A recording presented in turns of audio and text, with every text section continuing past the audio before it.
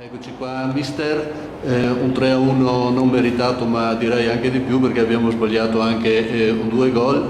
Un primo tempo, io non ho visto il primo gol, magari se ce lo racconta lei perché siamo andati all'intervallo sotto di un gol.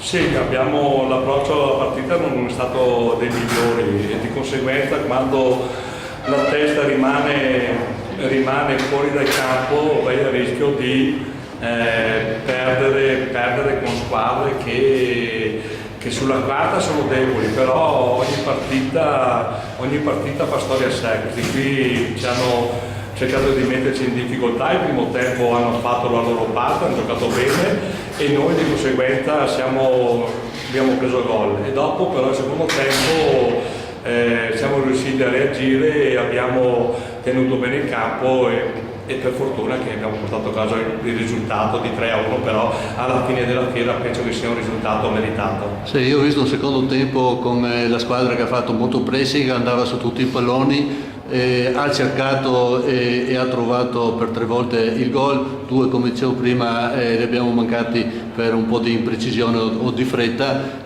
questo fa proprio ben sperare perché adesso le prossime 8 partite che mancano sono con squadre che lei ha già incontrato, che perciò conosce. Le prime 7, se vogliamo fare un parallelo, lei ha un vantaggio di 2 punti rispetto al girone di andata, anche questa è una piccola soddisfazione in più.